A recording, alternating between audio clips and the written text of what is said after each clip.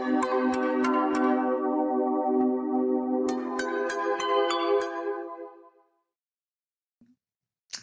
right, Maud, are you there? Hey, Gertrude. Hello, hello. It's so lovely to see you. Listen, I was wondering if we could have a little natter. Of course, dear, of course. Look, I have my tea here. So, I can stay here until my tea gets cold. Oh, that's a good idea. Look, I've got tea and I've got a hobnob. You know I like a hobnob. So I was wondering if we could talk about those pesky fae. Oh, dear, them fae. I've seen a few in my life. Yeah, funny ones, are they? Have you heard about iron and fae? I think it's supposed to weaken them. Is that true? Somehow I think it is, but I don't really understand why. I can have iron. I have an iron gate in my backyard, but they don't like it. What's that thing about giving your name to a fae? See, dear, my grandma a long time ago was telling me something about it. I think that names have importance. I'm not really sure, but apparently you're not supposed to give your name to a fae if they ask you for your name, because they can take your name. Don't know. Oh, wow. That's something to remember. I definitely won't be telling them that my name's Gertrude. I might tell them I'm Maud. That's not very nice, dear, but I don't think that's how it works. If it's not your real name, I don't think it can affect me, so it's probably okay. My name is Gertrude, if any fae are listening. Oh, you little tinker. So tell me then, Maud, what's the thing about portals? So you see, Gertrude, they have this weird ability to create portals, which comes in handy, because if I want to go anywhere, I have to walk there, maybe take a broomstick, but at my old age, I'm not very good on a broomstick anymore. I used to be back in my youth. But they can create these portals, and move from one place to the other very quickly. They have to learn how to do it, though. They don't just, get born with it. Maybe they're born with it. No, they're not.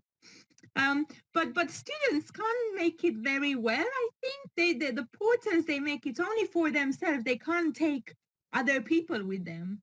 Would come in handy though. And but they're always they quite like the trees and the nature and stuff, don't they? Do they worship something? See, Gertrude, it's a bit of a secret, but yes, I think that not only do they worship the trees, but listen here, nymphs apparently sacrifice sometimes to the trees and to Mother Nature and that sort of thing. They sacrifice to the oldest tree or to the old life-giving lake, something along those lines. It's been a while since I talked to a nymph, but I think that's true. Oh dear me! Oh wow, sacrifices. Oh, I don't think that's appropriate conversation for now, Maud. Tell me, what else do you know about nymphs? See, dear, the dads often think that nymphs are like these tree sprites or water spirits or whatnot. Stupid dads. Of course, they're just magical creatures, They just like forests or lakes, but they're different species altogether. They're not some weird sprite. But dear, tell me, do you know much about elves though? Because I've seen a few nymphs in my life, but elves I'm not quite familiar with.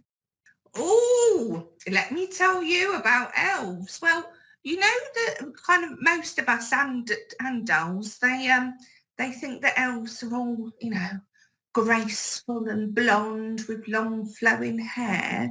Well, no, that's not the case.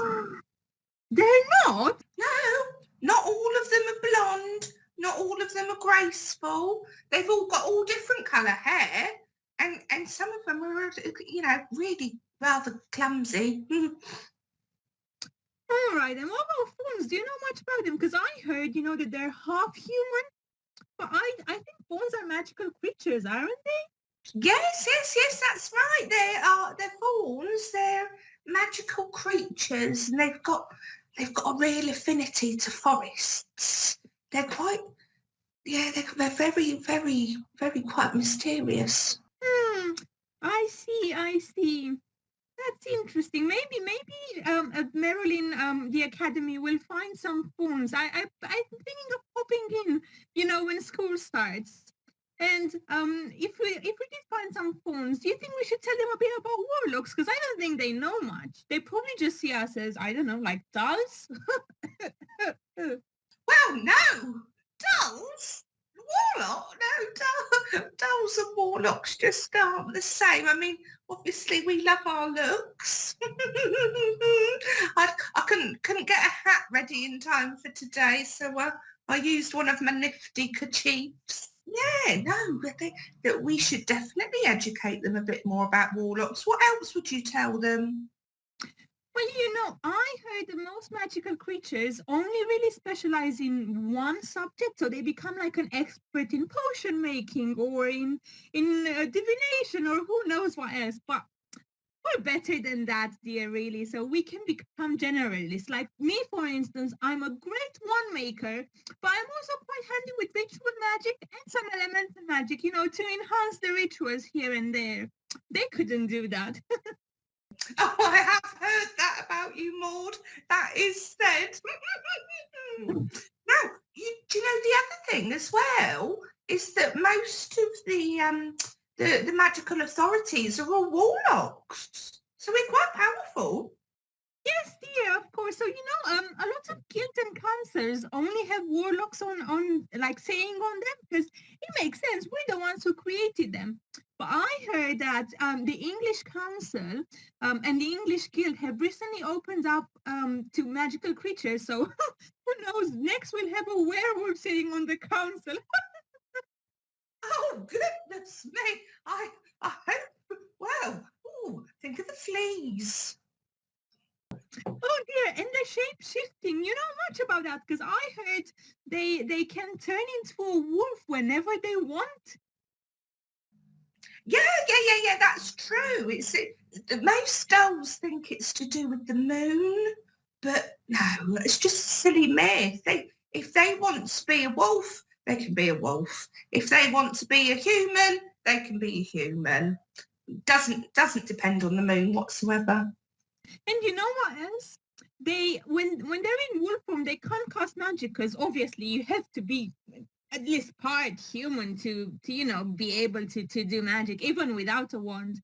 But they are stronger, so I wouldn't really want to come across one and get into a fight with because it might be a bit tricky for me to win that. Oh, Maud, yes. Let's not go getting in a fight with a werewolf. Not again, anyway. Now, they are excellent hunters, aren't they? Yes, I heard that as well. And I also heard something about how they actually like eating the meat raw. Like, if they hunt a deer or a rabbit and then they just eat it like that. Ooh, disgusting, really. No. They don't eat their food just like that. They're not savages. I mean, yeah, fair enough, they might prefer their steaks on the rare side, but they don't just kill and eat. They do like a little cook. Oh dear, that's good to know because I wouldn't want to say something to offend a werewolf. But however, if you did get into a fight with a werewolf, you know what would help? Silver. Silver would help. Oh, tell me more, Maud. What's silver going to do to a werewolf? So see, I know this from first-hand experience. It burns them. It's like acid burns on their skin. They really, really hate it, so they normally avoid it. Oh, no, burns. That's not good. But I suppose if one's getting a little frisky, it wouldn't be so bad to have a bit of silver in your back pocket just in case you need it. That wouldn't come in handy if we were to meet with a vampire. They're a bit dangerous, aren't they? Oh yes, there's lots to know about vampires so that you're safe. Although the dolls, they've got a lot of it wrong, Do they really, dear? What do the dolls think about vampires? Well, for one, the dolls, they reckon that those vampires, they don't like garlic. But you'll never guess. They do. They bloody love the stuff. They're always cooking with it. They, enhancing their dishes. Yeah, they love it. Stupid dolls. See, I'm partial to some garlic sometimes as well. It's quite nice, like a Greek recipe or something like that. I'm also partial. Oh, sorry. Just got distracted. I see a mirror here, so. So, vampires, do they like mirrors? Because I heard some dolls say that they don't have a reflection. Oh, no. That's just some of those silly doll myths again. Well, you know what those vampire types are like? Quite a lot of them, quite like looking at themselves in the mirror. They obviously enjoy their reflections. Yeah, no, they like a good gander at themselves. Yeah, no, I think that sounds like the vampires I've met. There was this one. Oh, that's a story for another time because it's not really appropriate for 5 o'clock tea, dear. Oh, Maud, I know about you and your stories. Yes, let's save that one for later. You know what though? This vampire friend of mine that I was not telling you about. He once told me something about stakes through the heart, because it's a dull thing apparently to say that if you stake a vampire through the heart, it will die. What do you think about that, dear? Do you think you would? Well, absolutely. You tell me any living creature that wouldn't die from a stake through the heart. I mean, you ram a stake through a vampire and it's going to die. If you ram a stake through me, I'm going to die. What a silly dull myth. Yeah, I think most of us would die with a wooden pole sticking out of us.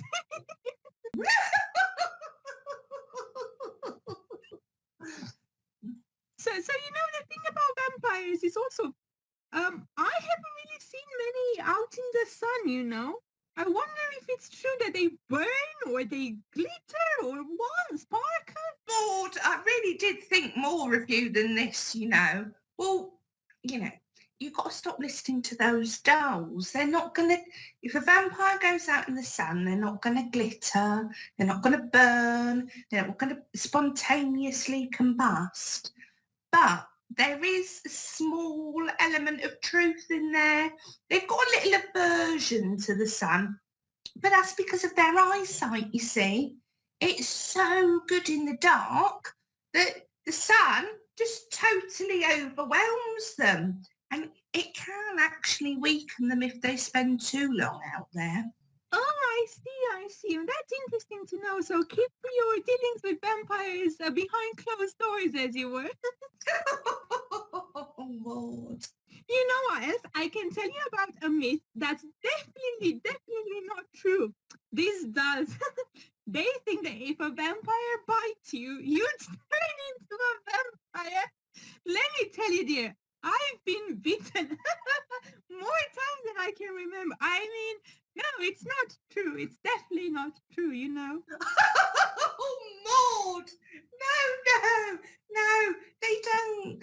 It's not, you're not going to turn into a vampire just from being bitten. And actually, they're not altogether fussed about drinking human blood. I mean, they don't need it to stay alive. Obviously, we've already heard that they like cooking, especially with garlic. But what they do get from human blood is they get a bit of a rush, It's like a bit of a drug. So quite a few of the vampires clans, they think, oh no, that's not very socially acceptable. And like proper people like you and I, Maud, they would look down on it. Oh dear, not drinking human blood. Yes, I've heard about that. It's definitely not, they're not undead, so they don't need human blood to survive, as you were. No, they're just magical creatures. But, everyone has their vices. Like, for instance, enjoy a good cigarette here and there. It's not very good for you, but what's a cigarette? What's blood? Well, I suppose it's a bit more like, yeah, not quite as good. But oh, you can't blame the fellas when they see people like us. They can't help themselves. Oh, Maud, I think some would say that you and I are entirely irresistible. Yes, dear, I would agree with that. it's been lovely catching up with you, but my tea's empty now and I need to go and refresh it. So maybe I'll see you around at Merrolyn. Oh, yes, Gertrude, yes. Yes, lovely. Thank you so much for this natter. I enjoyed it. And yeah, you're right. I need to go and get more tea. And I'll see you soon, yeah? Are you still there? Hello, hello. How do we hang up then? I think there's a button here. Oh, I don't know.